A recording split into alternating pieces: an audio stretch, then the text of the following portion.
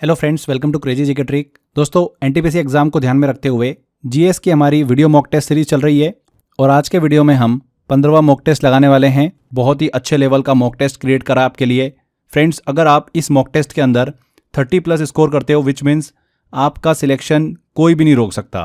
101% में लिख के दे सकता हूँ कि CBT 1 आपका क्लियर होगा, बट शर्त है कि इस मॉक टेस्ट के अंदर आपको 30+ स्कोर करना है। देखो, 20 वीडियो की हमारी ये सीरीज है। 20 मॉक टेस्ट लगाएंगे हम एग्जाम से पहले। डेली सुबह 7:30 बजे एग्जाम तक हम ये मॉक टेस्ट लगाने वाले हैं। आपको एक भी मॉक टेस्ट स्किप नहीं करना है। हर एक मॉक टेस्ट आपको अपनी गलती बताएगा। सेल्फ एनालिसिस के थ्रू आप अपने स्कोर को लगभग 25 से 30% यहाँ पर बढ़ा सकते हैं। जो भी स्टूडेंट लास्ट तक टिकेगा, मतलब लास्ट मॉक टेस्ट तक मेरे साथ जाएगा, 100% वो एग्जाम को क्रैक करेगा। इससे पहले हम 14 मॉक टेस्ट कंप्लीट कर चुके हैं। अगर आपने वो मॉक टेस्ट नहीं लगाए तो आप प्लेलिस्ट को फॉलो कर लीजिए, वहाँ से आप प्रीवियस मॉक टेस्ट को भी लगा सकते हैं। लास्ट में टेस्ट लगाने के बाद आपका स्कोर क्या रहता है वो कमेंट बॉक्स में आप ज़रूर बताइएगा। अच्छा, लेक्चर स्टार्ट करें उससे पहले कुछ ज़रूरी इंस्ट्रक्शन है इस टेस्ट को लगाने के लिए। पहले एक बार जल्दी से हम वो कवर कर लेते हैं, फिर हम टेस्ट की तरफ चलेंगे।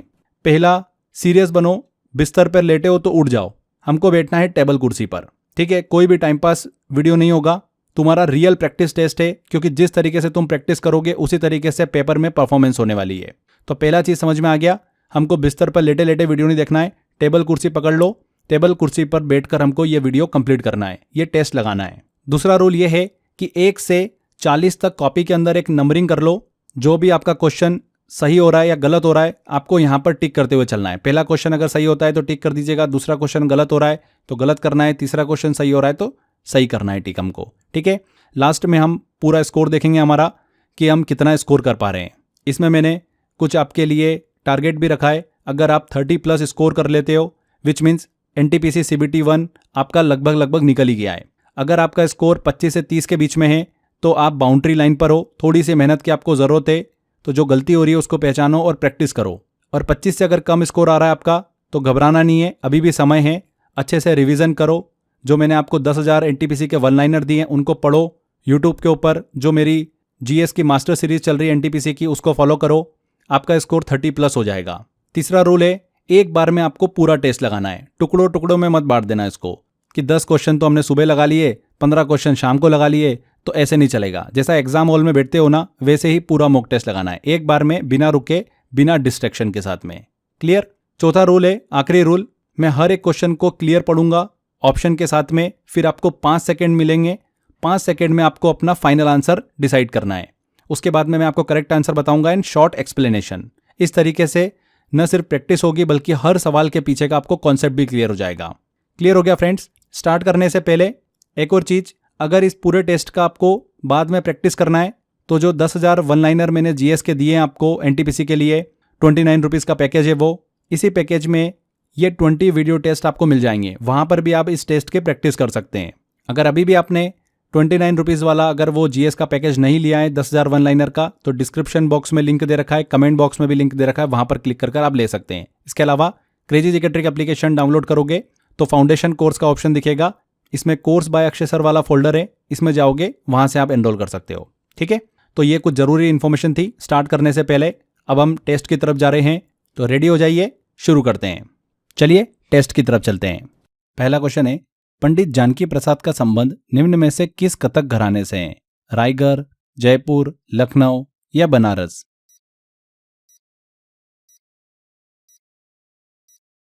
तो पंडित जानकी प्रसाद का संबंध है कथक के बनारस घराने से।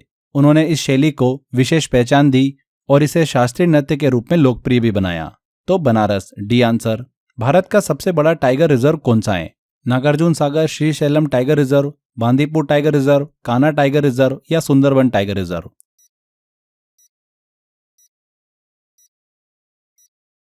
तो भारत का सबसे बड़ा टाइगर रिजर्व कौन सा है? Nagarjuna Sagar Srisailam tiger reserve. ये आंध्र प्रदेश और तेलंगाना की नलमल्ला पहाड़ियों में स्थित है। इसका कुल क्षेत्रफल लगभग 3,728 वर्ग किलोमीटर है। इसे 1983 में प्रोजेक्ट टाइगर के तहत स्थापित किया गया था। तो Nagarjuna Sagar Srisailam tiger reserve, A answer. भारतीय संविधान में 9वीं अनुसूची कब जोड़ी गई थी? पहले संविधान संशोधन के तहत, 8वें संविधान संशोधन के तहत, 9वें संविधान संशोधन के तहत या 42वें संविधान संशोधन के तहत?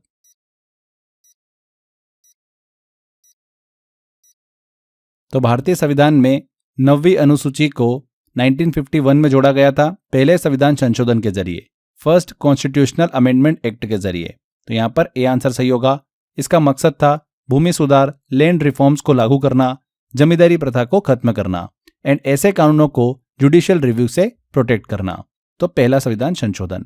अगला है विश्व आर्थिक मंच द्वारा वर्ल्ड इकोनॉमिक फोरम द्वारा जारी यात्रा और पर्यटन travel and tourism competitiveness index 2024 में भारत की रैंक क्या है? 21, 131, 39 या 49?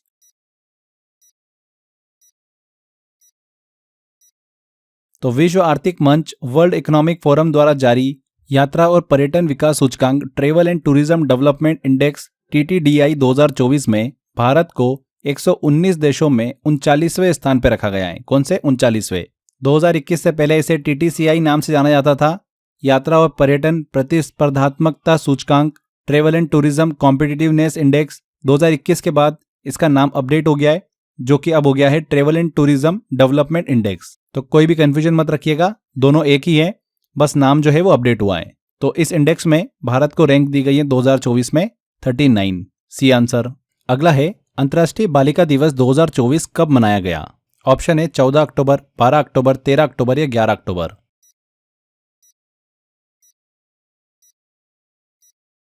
तो अंतर्राष्ट्रीय बालिका दिवस हर साल 11 अक्टूबर को मनाया जाता है। इस दिन का मकसद होता है कि लड़कियों के राइट्स को प्रोटेक्ट करना, उन्हें एजुकेशन, हेल्थ और इक्वल अपॉर्चुनिटीज में बढ़ावा देना। तो 11 अक्टूबर करेक्ट होगा। हरिप्रिया नंबूदरी किस भारतीय शास्त्रीय नृत्य की प्रतिपादक हैं? कुचिपुड़ी, ओडिसी, भरतनाट्यम या कथकली?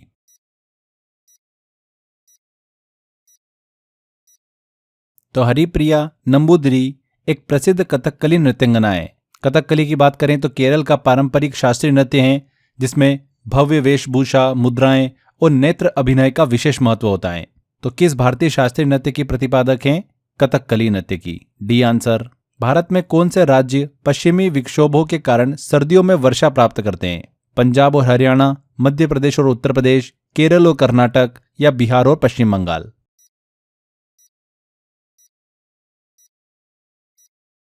तो वेस्टर्न डिस्टर्बेंस, पश्चिमी विक्षोभ दरअसल एक्स्ट्रा ट्रॉपिकल स्टॉर्म होते हैं, जो कि मेडिटेरियन सी से ओरिजिनेट होकर सर्दियों मतलब दिसंबर से फरवरी में उत्तर पश्चिम भारत की ओर बढ़ते हैं। ये विक्षोभ ठंडी हवाओं के साथ बादल और बारिश लाते हैं। इनका असर खास करके किन किन राज्यों पर पड़ता है? पंजाब, हरियाणा, दिल्ली, राजस्थान और पश्चिमी उत्तर प्रदेश पर। ये सर्दियों की बारिश रबी की फसलों जैसे कि गेहूं के लिए बहुत ही जरूरी होती है। कभी कभी वेस्टर्न डिस्टर्बेंस के साथ बर्फबारी भी देखने को मिलती है हिमालयी क्षेत्रों में। तो पंजाब एंड हरियाणा यहाँ पर ए आंसर करेक्ट होगा। चापचरकूट त्योहार मुख्य रूप से कहां पर मनाया जाता है? नागालैंड, मेघालय, मिजोरम या मणिपुर?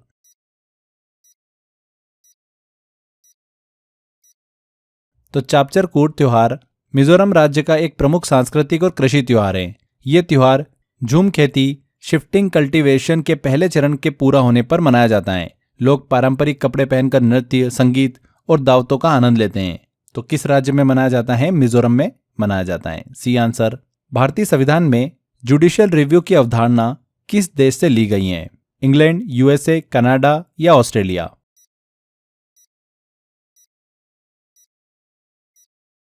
तो जुडिशियल रिव्यू की अवधारणा जो है ये USA से ली गई है। जुडिशियल रिव्यू का मतलब होता है कि कोर्ट ये जांच कर सकता है कि कोई कानून या सरकारी आदेश संविधान के अनुसार है या फिर नहीं है। यह कॉन्सेप्ट USA से लिया गया है, तो बी आंसर। भारतीय पंचांग के अनुसार वसंत ऋतु किन महीनों में आती है? चैत्र वैशाख, ज्येष्ठ आषाढ़, मार्गशीर्ष पौष या श्रावण भाद्रपद?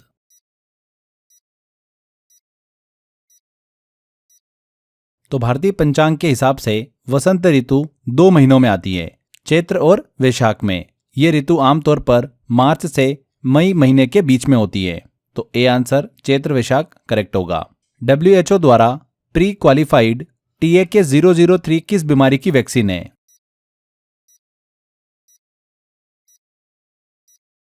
किस बीमारी की वैक्सीन है? डेंगू। TAK 003 जिसे क्यूडेंगा के नाम से भी जाना जाता है, एक प्रकार की डेंगू की वैक्सीन है। WHO ने इसे प्री क्वालिफाइड किया है, जिससे इसका उपयोग बड़े पैमाने पर किया जा सकता है। इसे विशेष रूप से 6 से 16 वर्ष के बच्चों के लिए हाई ट्रांसमिशन एरिया में इस्तेमाल करने की सिफारिश की गई है। ये 2 डोज वाली खुराकें, दोनों खुराकों के बीच 3 महीने का अंतर होता है। तो डेंगू से संबंधित हैं, बी आंसर। अगला है, निम्नलिखित में से किसे भारतीय सुपर कंप्यूटर का जनक माना जाता है? जयंत नरलीकर, आर.ए. माशेलकर, नंदन नीलकेनी या विजय भाटकर?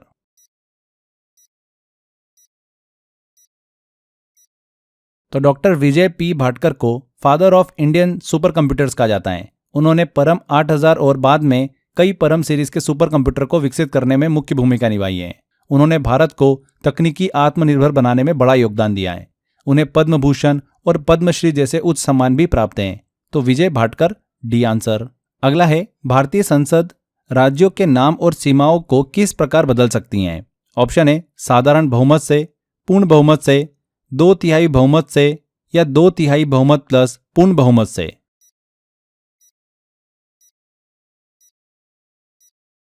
तो आर्टिकल 3 के तहत संसद को यह पावर है कि वो किसी राज्य का नाम, सीमा या क्षेत्र बदल सकती हैं।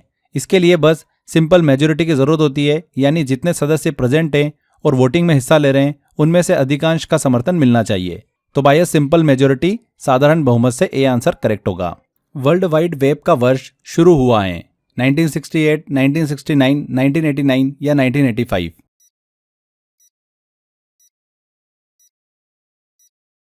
तो वर्ल्ड वाइड वेब WWW जो आज हम गूगल, यूट्यूब, फेसबुक, वेबसाइट्स वगैरह चलाने के लिए यूज करते हैं, इसे किसने बनाया था?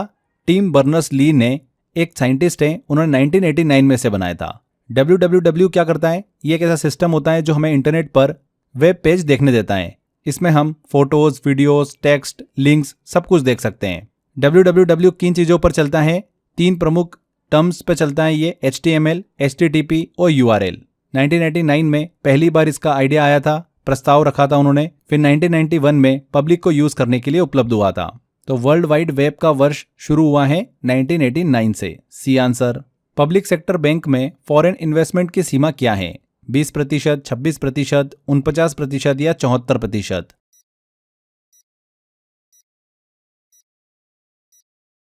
तो भारत सरकार ने पब्लिक सेक्टर बैंक्स में फॉरेन इन्वेस्टमेंट की सीमा 20% तय की है। ये FDI प्लस FPI दोनों को मिलाकर होती हैं। इसे ऑटोमेटिक रूट से नहीं किया जा सकता। इसके पीछे मुख्य कारण है कि सरकार PSB में कंट्रोल बनाए रखना चाहती है। प्राइवेट बैंक में बात करें तो FDI लिमिट 74% तक है, ऑटोमेटिक रूट में 49%, उसके बाद गवर्नमेंट अप्रूवल लगता है। ये सीमा RBI और केंद्र सरकार द्वारा समय समय पर नियमन के तहत निर्धारित की जाती है। यहाँ पर 20% ए आंसर। नेक्स्ट क्वेश्चन आता है, राज्यों को उनके संबंधित परमाणु रिएक्टरों से सुमेलित करना है। लिस्ट 1 में स्टेट दे रखा है, लिस्ट 2 में हमको न्यूक्लियर रिएक्टर्स दे रखे हैं।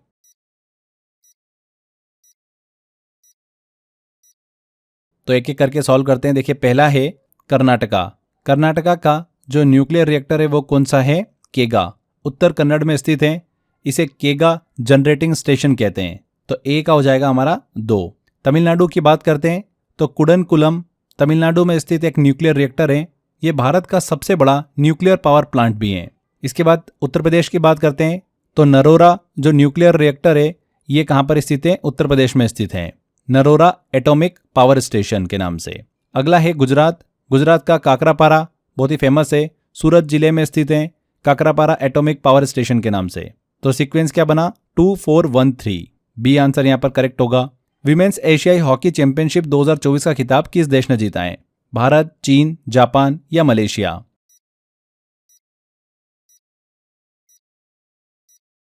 तो भारतीय महिला हॉकी टीम ने 2024 में women's Asian hockey champions trophy का खिताब अपने नाम किया है। फाइनल मैच जो हुआ था, भारत ने चाइना को 1-0 से हराया है। ये भारत का तीसरा खिताब है। तो यहाँ पर ए आंसर इंडिया। नेक्स्ट है, आर्टिकल 103 के अनुसार लोकसभा में कोरम कितना होना चाहिए? न्यूनतम उपस्थिति कितनी होनी चाहिए? ऑप्शन है हाफ, 1/3, 1/5 या 1/10।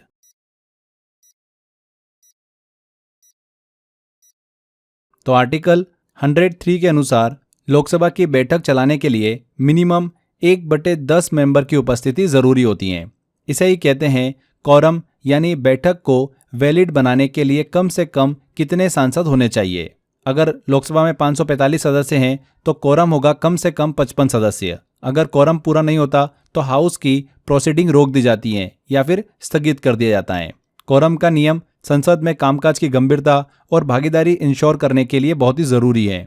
तो 1/10 डी आंसर करेक्ट है। निम्न में से कौन सा शुल्क या कर भारत में जीएसटी के अंतर्गत सम्मिलित नहीं है? Income tax, service tax, additional custom duty या सेंट्रल एक्साइज ड्यूटी?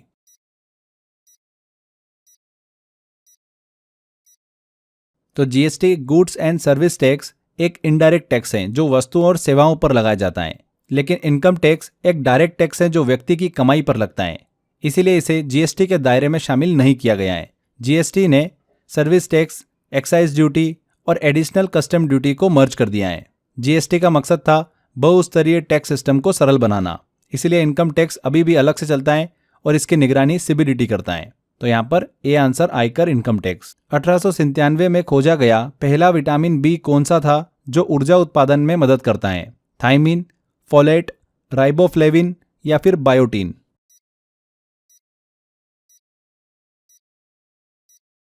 तो थायमिन विटामिन B1 सबसे पहले खोजा गया विटामिन बी है जिसे 1897 में खोजा गया था। यह शरीर में एनर्जी प्रोडक्शन के लिए ज़रूरी होता है और कार्बोहाइड्रेट्स को एनर्जी में बदलने में मदद करता है। इसकी कमी से बेरी नामक रोग हो सकता है। तो थायमिन ए आंसर। यहाँ पर आगे बढ़ें, 20 सेकंड के अंदर जल्दी से मैं एक छोटी सी इन्फॉर्मेशन आपको दे देता हूँ। लास्ट टाइम के लिए एनटीपीसी का कंप्लीट पैकेज हमने आपके लिए अवेलेबल करा दिया है। जीएस, मैथ्स एंड रीजनिंग तीनों की यहाँ पर आपको ई बुक मिल जाएगी इस पैकेज के अंदर। मैथ्स के टॉपिक वाइज आपको यहाँ पर ई बुक मिल जाएगी विथ सॉल्यूशन के साथ में, ऐसे रीजनिंग की भी मिल जाएगी एंड जीएस के आपको यहाँ पर लास्ट टाइम रिवीजन के लिए 1 लाइनर दिए गए हैं। तो 64 रुपीज़ का पैकेज है मात्र, ये आप ले सकते हैं इसको। डिस्क्रिप्शन बॉक्स और कमेंट बॉक्स में लिंक दे रखा है।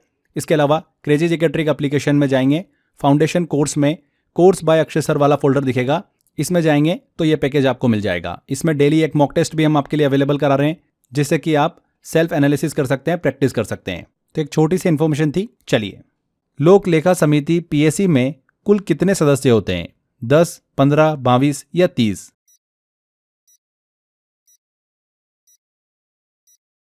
तो पब्लिक अकाउंट्स कमेटी पीएससी संसद की एक बहुत ही इंपॉर्टेंट स्टैंडिंग कमेटी होती है। ये सीधे संविधान में नहीं दी गई है बल्कि लोकसभा के रूल और प्रोसीजर के तहत बनाई जाती हैं। इसका काम होता है सरकार द्वारा किए गए खर्च की जांच करना। इसके अलावा CAG, controller and auditor general की रिपोर्ट को रिव्यू करना। इस कमेटी के स्ट्रक्चर की बात करें, संरचना की बात करें तो 15 सदस्य लोकसभा से होते हैं, 7 सदस्य राज्यसभा से, कुल 22 सदस्य होते हैं। तो सी आंसर 22। निम्न में से कौन इंग्लिश चैनल अकेले तैरकर पार करने वाले सबसे उम्रदराज भारतीय हैं? सिद्धार्थ अग्रवाल, विनायक सिंह, रचित पांडे या कमल पुरोहित?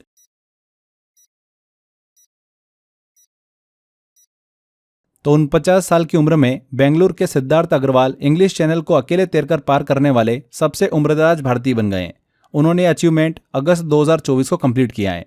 तो सिद्धार्थ अग्रवाल। सिलिकॉन डाइऑक्साइड मुख्यतः निम्न में से किसमें पाया जाता है? सैंड, शुगर, सॉल्ट्स या स्लैग-लाइम?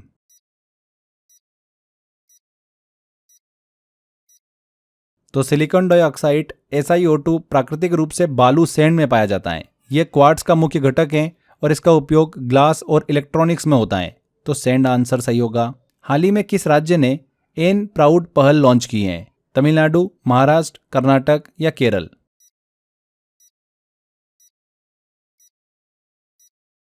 तो हाल ही में N PROUD new programme for removal of unused drugs initiative को केरल सरकार ने लॉन्च किया है।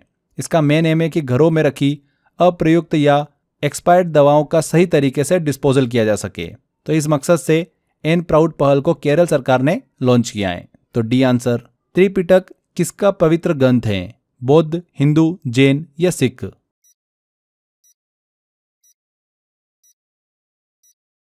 तो त्रिपिटक बौद्ध धर्म का एक पवित्र ग्रंथ है जिसमें भगवान बुद्ध की टीचिंग्स और उनके अनुयायियों के लिए नियम मतलब रूल शामिल है। इसमें 3 मुख्य भाग होते हैं जिन्हें 3 पिटक कहा जाता है।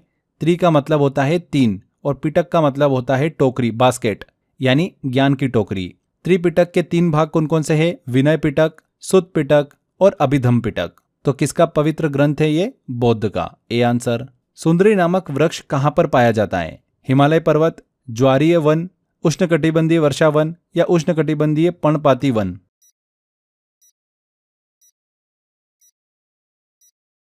तो सुंदरी वृक्ष एक प्रकार का मैंग्रोव स्पीशीज है जिसका साइंटिफिक नाम क्या है?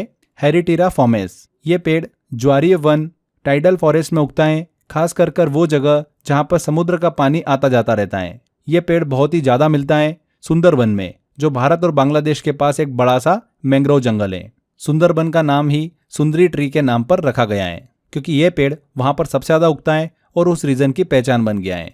तो सुंदरी नामक वृक्ष कहां पर पाया जाता है? टाइडल फॉरेस्ट ज्वारीय वन क्षेत्र में। WHO ने पहली बार इबोला वैक्सीन का ट्रायल किस देश में शुरू किया है? केन्या, नाइजीरिया, युगांडा या कांगो?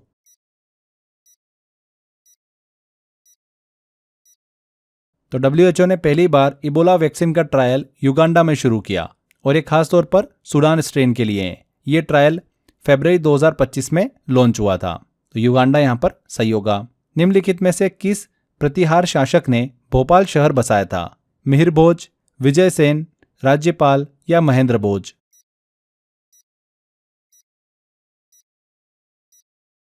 तो मिहिर भोज प्रतिहार वंश के सबसे महान शासकों में से एक माने जाते हैं। कहा जाता है कि भोपाल शहर की स्थापना इन्होंने ही कराई थी। मिहिर भोज ने 836 से लेकर 885 ईस्वी तक शासन किया।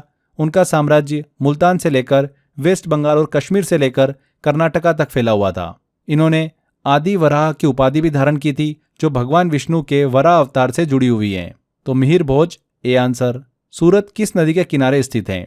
नर्मदा, ताप्ती, माही या गंगा?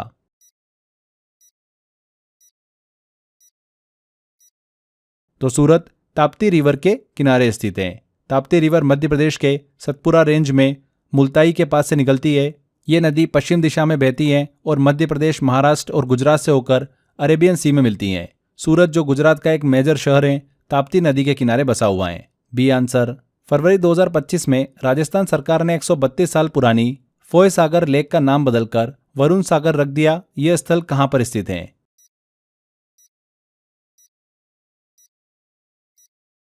तो 132 साल पुरानी फोय सागर झील, जिसे अब वरुण सागर कहा जाता है, राजस्थान के अजमेर जिले में स्थित है। कहां पर? अजमेर में। इस झील का निर्माण 1892 में ब्रिटिश इंजीनियर मिस्टर फॉय द्वारा कराया गया था। इसका उद्देश्य क्या था? सूखे की स्थिति में पानी की आपूर्ति करना। 2025 में राजस्थान सरकार ने इसका नाम बदलकर वरुण सागर रखा है। ये जरूर ध्यान रखिएगा कहां पर स्थित है? अजमेर में स्थित है। निम्नलिखित में से कौन सा पोषक तत्व हड्डियों और दांतों को मजबूत बनाता है? आयरन, कैल्शियम, पोटेशियम या मैग्नीशियम?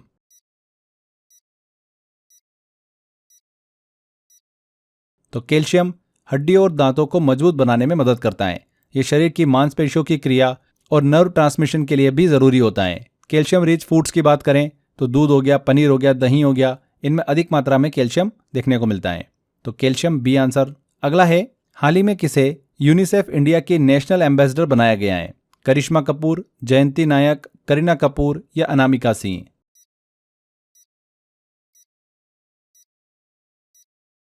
तो करीना कपूर को हाल ही में यूनिसेफ इंडिया का नेशनल एम्बेसडर बनाया गया, जहां वो बच्चों के राइट्स, एजुकेशन, हेल्थ और जेंडर इक्वालिटी के लिए काम करती हैं।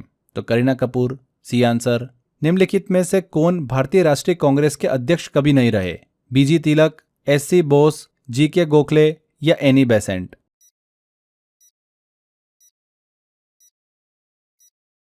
तो बाल गंगाधर तिलक, बीजी तिलक कभी भी इंडियन नेशनल कांग्रेस के प्रेसिडेंट नहीं बने थे, जबकि बाकी सभी की अगर बात करें हम, तो ये सभी कभी न कभी कांग्रेस के प्रेसिडेंट रह चुके हैं। तो ए आंसर।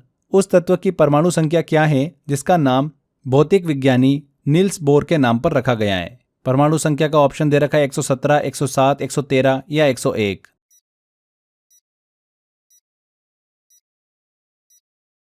तो बोरियम एक सिंथेटिक एलिमेंट है, मतलब प्रयोगशाला में बनाया गया तत्व है, जिसका नाम नील्स बोर के सम्मान में रखा गया है। इसका एटॉमिक नंबर है 107। ये ट्रांजिशन मेटल समूह में आता है और ये बहुत ही अनस्टेबल होता है। तो 107 बी आंसर। सैयद राजवंश की स्थापना किसने की थी? खिज्र खान ने, बहलोल खान ने, निजाम शाह ने या मोहम्मद बिन फरीद ने?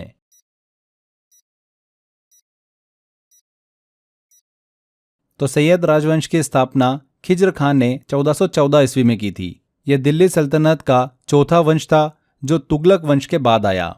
यहाँ पर खिज्र खान। कुष्ठ रोग, लेप्रोसी को किस अन्य नाम से भी जाना जाता है? हैंसेन रोग, टाइफाइड रोग, काली खांसी या यक्ष्मा?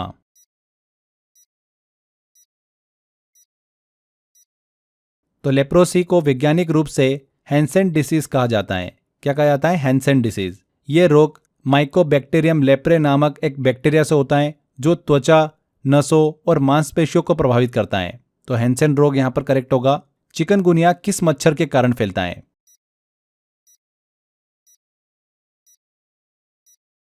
तो चिकनगुनिया एक वायरल डिसीज है।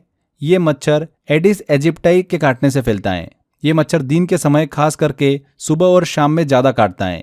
यही मच्छर डेंगू और जीका जैसी बीमारियां भी फैलाता है। तो एडिस मच्छर के काटने से चिकनगुनिया फैलता है। C answer. अगला है, अकबर के शासनकाल में टोडरमल किससे संबंधित था? संगीत, साहित्य, भू राजस्व सुधार या कानून?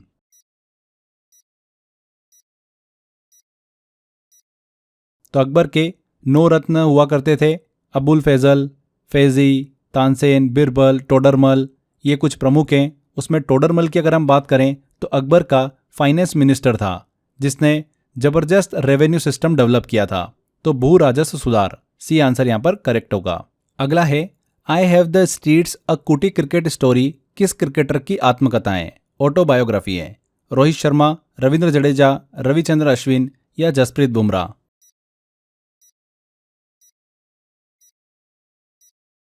तो आई हैव द स्ट्रीट्स अ कुटी क्रिकेट स्टोरी भारत के दिग्गज ऑफ स्पिनर रविचंद्र अश्विन की आत्मकथा है। हाल ही में उन्होंने टेस्ट क्रिकेट से संन्यास की घोषणा भी करी थी, इसीलिए काफ़ी ज़्यादा सुर्खियों में भी है। ध्यान रखिएगा, एग्जाम में पूछा जा सकता है। इसे सिद्धार्थ मोंगा के साथ मिलकर उन्होंने लिखा है। इसमें उनके बचपन, क्रिकेट संघर्षों और पारिवारिक समर्थन की कहानी बताई गई है। तो रविचंद्र अश्विन सी आंसर। भारत में कुल कितने बायोस्फीयर रिजर्व हैं?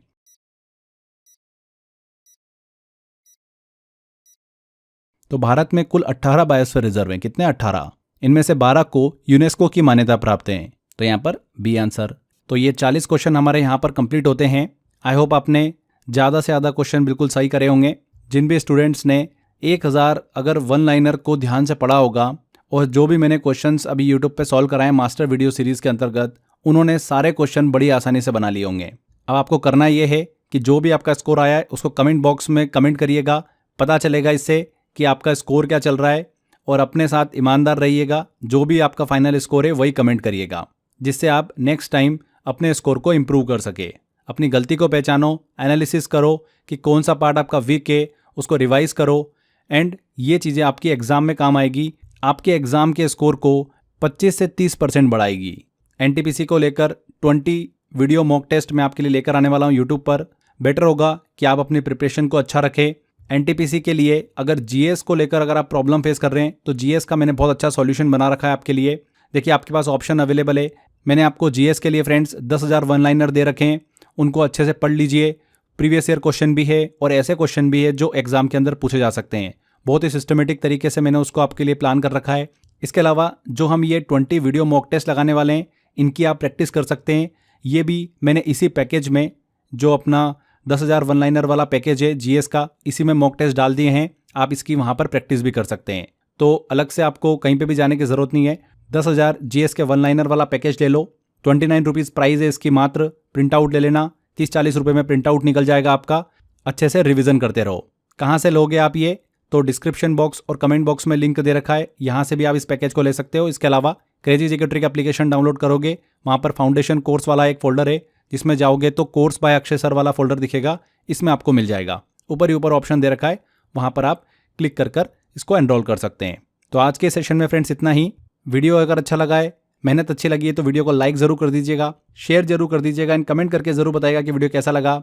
अगर अभी तक आपने चैनल को सब्सक्राइब नहीं कराएं तो सब्सक्राइब कर लीजिए। मिलते हैं अगले वीडियो में। Till then, bye bye.